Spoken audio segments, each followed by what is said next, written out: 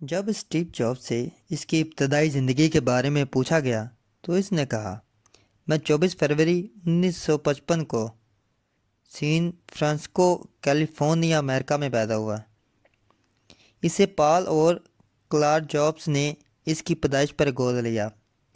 اس کی اصل ماں جون اسکائبل، جس کا نام بعد میں جون سمپسن ہو گیا، گفتگو کے ذریعے مریضوں کا علاج کرنے کی ماہر تھے۔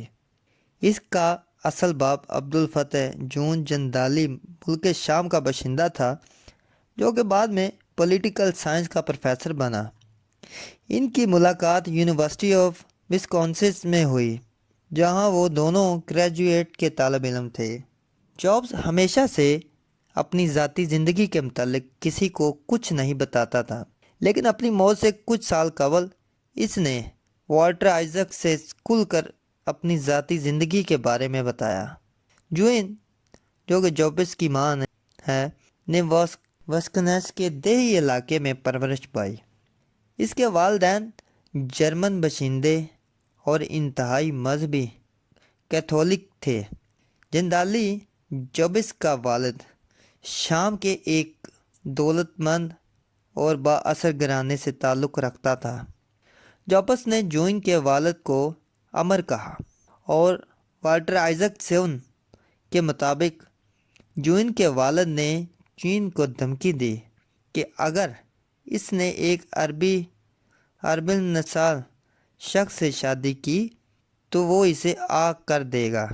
اس وجہ سے اور اسی لیے بھی کہ وہ دونوں صرف 23 سال کے تھے، دونوں گریجویشن کے طالب علم تھے، انہوں نے اپنے بیٹے کو گود دینے کا فیصلہ کیا۔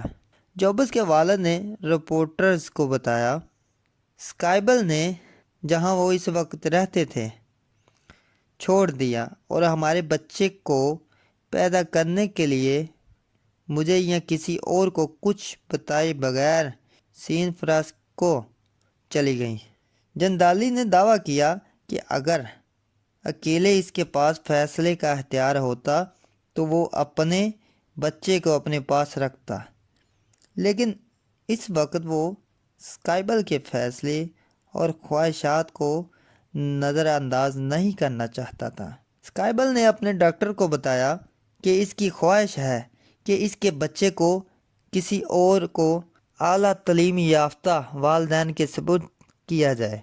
اصل میں تو ایک وکیل اور اس کی بیوی اس بچے کو گود لینے کا سوچ رہے تھے، تاہم جب وہ بچہ پیدا ہوا تو انہوں نے کہا کہ انہیں تو ایک لڑکی چاہیے تھی، اور جابس کو گود لینے سے انکار کر دیا۔ گود لینے والے جوڑوں کی فہرست میں اس کے بعد پال جابس اور کلارک جابس تھے۔ پال جابس مشینی کاریگر تھا اور لیبر طبقے سے تعلق رکھتا تھا، جس نے ہائی سکول کی تعلیم بھی مکمل نہیں کی تھی، اور کلارک جابس نے اپنی کالج کی تعلیم مکمل نہیں کی تھی۔ 2005 میں اسٹینفورڈ یونیورسٹی کی سالانہ تقریب میں خطاب کرتے ہوئے اسٹیو جابس نے اپنی ذاتی زندگی کی کچھ کہانی شیئر کی۔ اس نے بتایا، میری ماں کو جب پتہ چلا کہ اس کے بچے کو گود لینے والے والدین کالج گریجویٹس نہیں ہیں تو اس نے کاغذات پر دستخط کرنے سے انکار کر دیا۔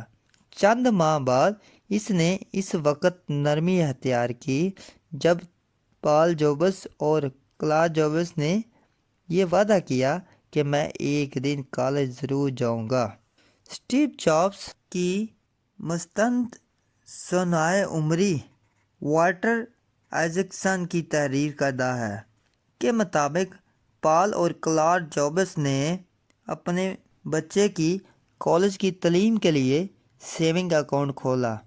جابس کی ماں جہاں اپنے بچے کو پالنے کے لیے تیار نہ تھی، وہیں اس کا یہ عمل یہ سمجھنے کے لیے کافی ہے کہ وہ اپنے بیٹے کے متعلق کس قدر محتاط تھیں۔ جابس کی پیدائش کو گود لینے جانے کے کچھ ماہ بعد اس کے اصل والدین نے شادی کر لی۔ جوین اسکائبل کے والد کہ انہی دونوں وفات ہو گئی، اور شاید یہی وجہ تھی کہ اس کی ماں اپنی زندگی کے متعلق فیصلے کرنے کے لیے آزاد تھی۔ جندالی نے ماضی قریب میں ہی کہا تھا، ہماری شادی کے بعد جوئن نے ہمارے بیٹے کو خود پرورش دینے کا بھی سوچا، لیکن تب تک بہت دیر ہو چکی تھی۔ اب ہم کچھ نہیں کر سکتے تھے۔ اگر ہم کچھ ماہ اور انتظار کر لیتے تو اسٹیو کو خود پالنے کے قابل ہوتے، لیکن افسوس کہ ایسا نہ ہو سکا۔ ہم اکثر اپنے بیٹے سے بات کرتے اور اسے بتاتے کہ ہم دونوں کی خواہش ہے کہ کاش تم ہمارے ساتھ ہوتے۔ ان دونوں کی شادی اسٹیو کی پیدائش کے 2 سال بعد سکائبل اور جندالی کے ہاں ایک بیٹی نے جنم لیا، جس کا نام انہوں نے مونا رکھا۔ انہوں نے اس کی 4 سال تک پرورش کی۔ اس جوڑے کی طلاق ہو گئی۔ جندالی اپنی بیٹی کے لیے بالکل غیر حاضر رہا۔ کچھ سال پہلے تک اس کا اپنی بیٹی سے کوئی تعلق نہیں تھا، کیونکہ جابس کو گود لیا جانا مشروط تھا۔ اس لیے اسٹیو کا بچپن میں اپنے والدین سے کوئی تعلق نہیں تھا۔ جو ان ہونے کے بعد اسٹیو کو پتہ چلا کہ اس کی ایک بہن بھی ہے۔ تصور کریں کہ اسٹیو کی زندگی اس قدر مختلف ہوتی اگر اس کی پرورش اس کے اصل والدین نے کی ہوتی، یا اس سے کہ اس وکیل نے اور اس کی بیوی نے گود لیا ہوتا، یا اسے کسی اور جوڑے نے گود لیا ہوتا۔ اگر اسٹیو کی ماں نے اسٹیو جابس کو پال اور کلار جابس کے لیے گود لیے جانے کے سرکاری کاغذات پر دستخط نہ کیے ہوتے۔ جابس کے ابتدائی بچپن کے واقعات نے اس کی شخصیت کو اس طور پر استوار کیا کہ جس طرح دنیا اسے جانتی ہے۔ اس کے والدین نے کبھی بھی اس سے نہیں چھپایا کہ انہوں نے اسے گود لیا ہے، اور انہوں نے اس کا انتخاب کیا ہے کیونکہ وہ بہت خاص ہے۔ شاید اسی بات نے اسے اپنے خاص ہونے کا یقین دلایا اور اس کے اندر ایک آزاد سوچ کو پروان چڑھنے میں مدد دی۔ حالانکہ اسے گود لیا گیا تھا، اس کے باوجود جابس نے اپنے سوانح عمری میں کہا، پال اور کلار 1000% میرے والدین تھے۔ اسٹیو جابس نے اپنے والد پال کو ہاتھ کے کام کا ماہر قرار دیا۔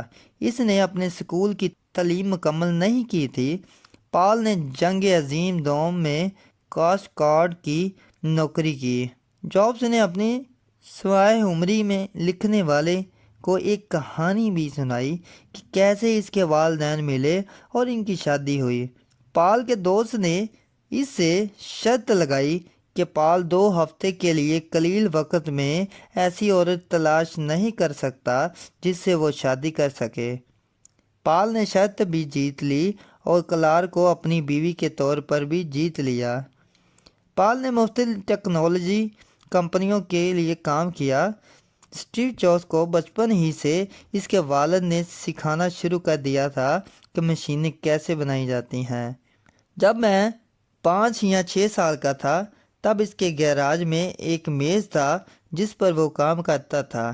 اس نے اس میز کا چھوٹا سا حصہ میرے لیے مختص کر دیا اور کہا، اسٹیو یہاں تم کام کرو گے۔ اور اس نے مجھے کچھ چھوٹے اوزار بھی دیے اور مجھے سکھایا کہ ہتھوڑا یا آری کیسے استعمال کرتے ہیں اور چیزیں کیسے بنائی جاتی ہیں۔ یہ میرے لیے بہت اچھا تھا کہ اس نے مجھے سکھانے کی خاطر میرے ساتھ بہت وقت گزارا۔ کیسے چیزیں بنائی جاتی ہیں، کیسے انہیں علیحدہ کیا جاتا ہے اور کیسے دوبارہ انہیں جوڑا جاتا ہے۔ جابس کی ماں نے بہت سے شعبوں میں ملازمت کی، جیسا کہ اکاؤنٹنٹ، استاد، لائبریرین۔ اس نے اپنے بیٹے کو اس وقت پڑھانا سکھایا جب وہ صرف 3 سال کا تھا۔ جابس نے بتایا کہ اس کے والدین ہمیشہ اس کے لیے مددگار رہے۔ جنگ عظیم دوم کے تجربہ کار شخص جین ٹینکرسلی جابس کے گھر کے سامنے رہتا تھا۔ اس نے کہا، پال بچوں کی مدد کرنے کے معاملے میں بہت اچھا تھا اور بچے جو بھی کرنا چاہتے وہ انہیں نہیں روکتا۔ مزید یہ کہ ایک کام کرنے کے باعث پال اکثر ویکینڈ پر اسٹیو کو اپنے ساتھ کباڑ خانے بھی لے جاتا۔ 1957 میں نیو یارک ٹائم کو دیے گئے انٹرویو میں اسٹیو جابس نے رپورٹر اسٹیون لوہار کو بتایا کہ کیسے اس کا باپ کباڑ خانے سے ایک کار $50 میں خریدتا اور اسے ٹھیک کر کے بھاری منافع کے عضو بیچتا اور کہتا کہ یہ رقم تمہارے کالج کی پڑھائی کے کام آئے گی۔ جب اسٹیو 2 سال کا تھا، پال اور کلار نے ایک بیٹی پیٹی کو گود لیا۔